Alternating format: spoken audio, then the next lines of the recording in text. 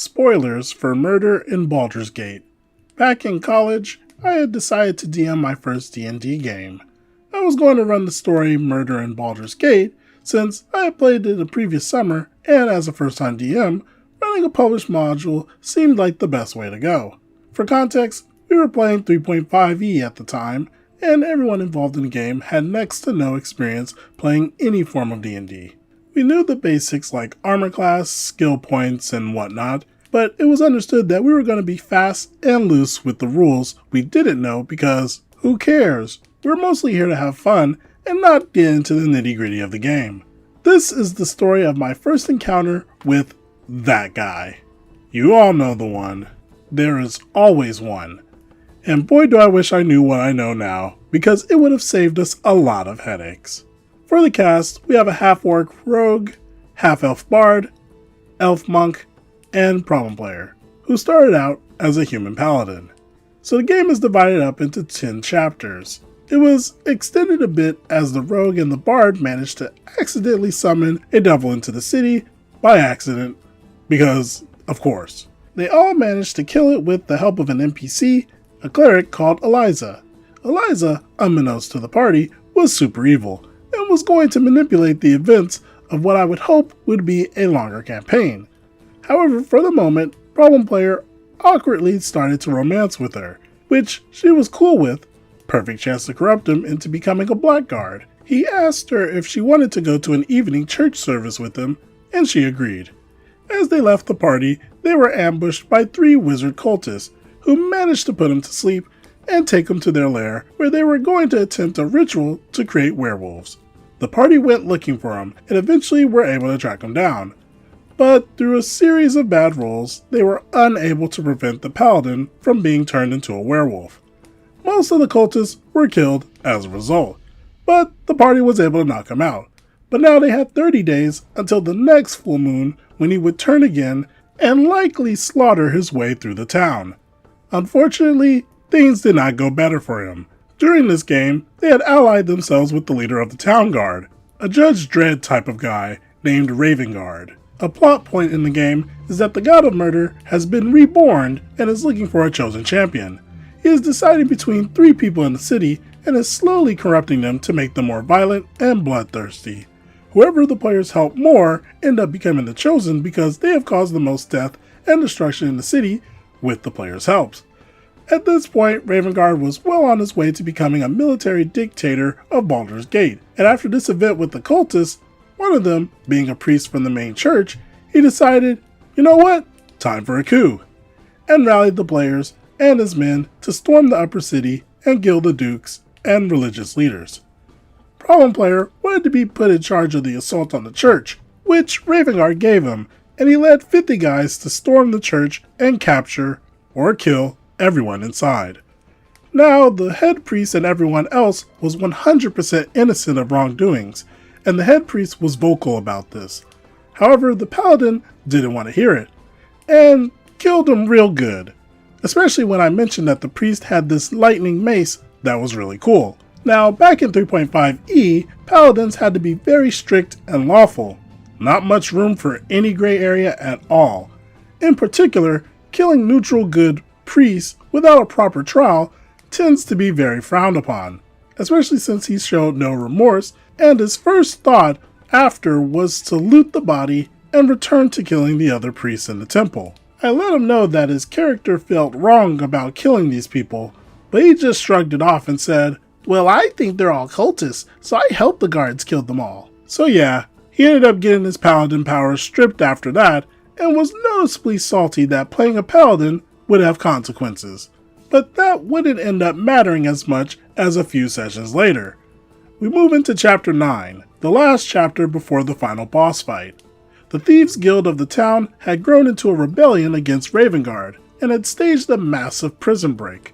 The prison was on a small island 100 feet into the sea and connected to the mainland by a bridge. The party notices this, and the problem player runs out to assist the guards in stopping the surge of prisoners from reaching Baldur's Gate. And he is prepared for this. A 16 strength, full plate, tower shield at the ready, he plants himself as the swarm comes to him. He rolls his strength check. 2.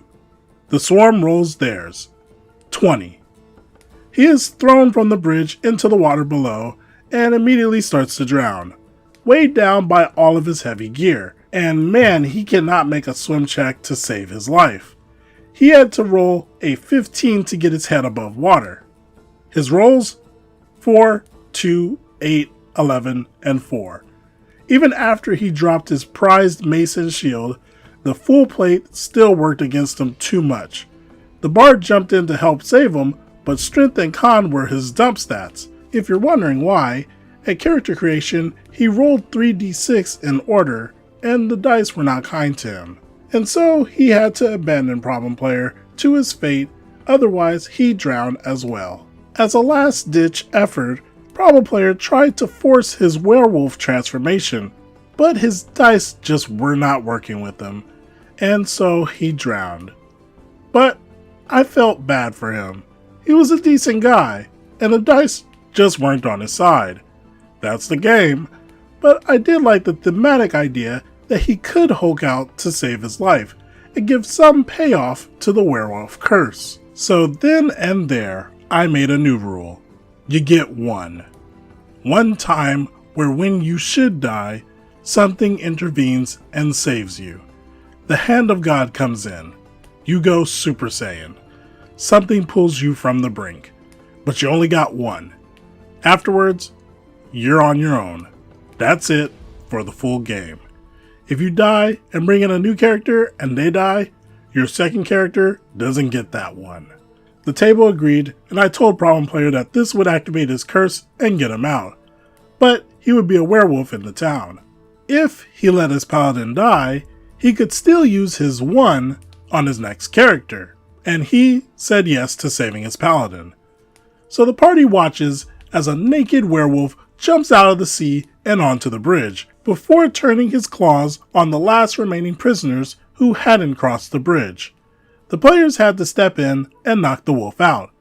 It was quite an epic showdown. It was almost a TPK with lots of Assassin's Creed jumping up and off of walls, but they beat the werewolf. Unfortunately, the bard had made it back to the mainland and saw an angry Raven Guard looking at the werewolf. He had known that Problem Player was a werewolf and agreed to let him stay in the city as long as he controlled his form and left before the next full moon. He looks to the bard, who had been brown-nosing Raven Guard for the longest, and to him he says, "Take him out." What I had planned here is for the party to either disobey Raven Guard and go into hiding, maybe join the Thieves Guild rebellion, or possibly try to find a way to convince Raven Guard to let Problem Player live.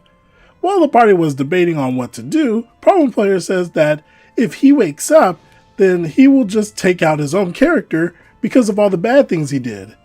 The players tried to talk him out of it, but he refuses and says, "No, he can't live with himself anymore. He'll take himself out." So they all look confused at me, and I shrug, not knowing what to do in this situation, and they let it drop. The bard gaining a bunch of favor from Raven Guard by putting a crossbow bolt into the paladin's skull. And thus ends the first character. Now I know your first thought. It's a little odd maybe, but nothing too bad here. And you'd be right. This was his best character. A little quiet and not prone to role-playing, but he was just an awkward guy, and this was his first D&D game. So, no big deal.